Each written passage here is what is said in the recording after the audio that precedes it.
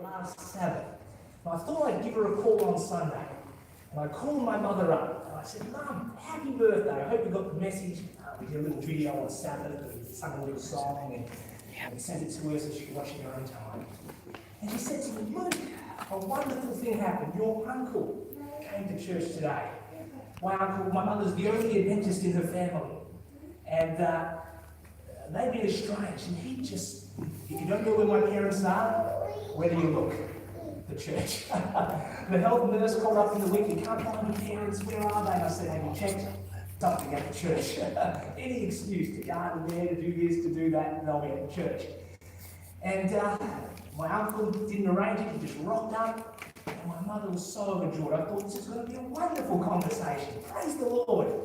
My family member coming to the church, knowing that's where my mother would be on the Saturday.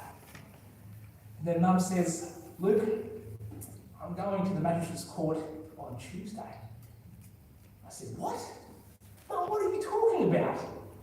She says, I'm getting a restraining order. And I said, what? You didn't look to tell me? You didn't want to talk about this, to work through this? I could go through your different options? And again, the mental health nurse had come over, and I've been aware of what's been going on. My mother's family, there are two parts. Her mother had a first husband who died in a fishing accident. He drowned, and they had 3 children from that. And then the second husband, my mother's father, he died in a car accident. So there's a lot of trauma already in this family back in Guimaras Island in the Philippines.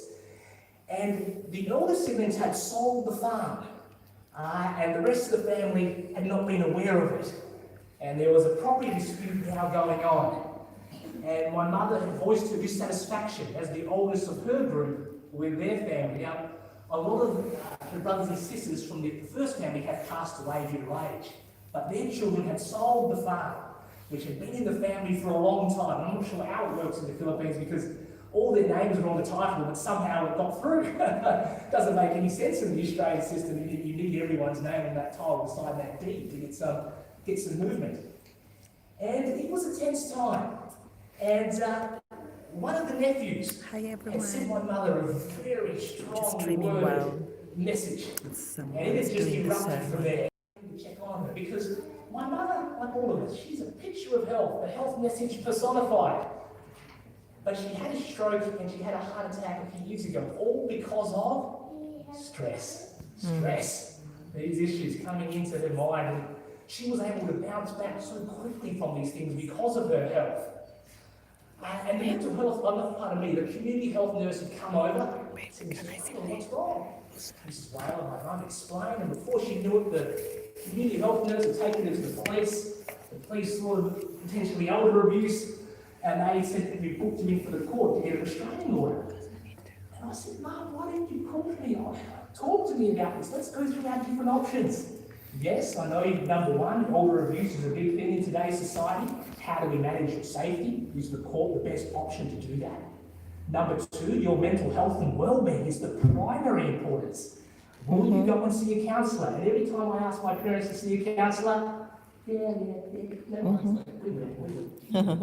In my work, I like to see a psychologist every month to make sure my mind is processing and dealing with the horrible things that I have to deal with around child sexual assault.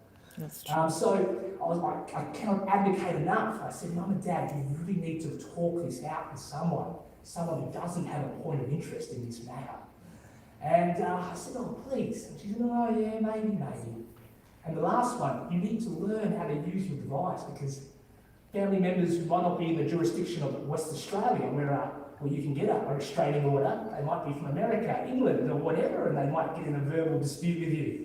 You can't take a restraining order out against them. You need to learn how to use your device healthily. And so, Mum went down to the courts on Tuesday. She gave me a call. I said, what happened? And Mum said, I broke down, but at least one thing happened. At least I was able to share my faith. Even though I probably made all these wrong decisions, even though I might have done this, X, Y, Z. The magistrate goes up and, Mrs. Whalen, what are you here for? She explains. And she goes, but I'm a Christian, I must forgive him. But I want to be safe. And the magistrate looked at her and said, how many times have you really forgiven that person? She said, are you a Christian, Mrs. Whalen? And Mrs. Whale, any opportunity, love to share her faith. Share her faith with the magistrate.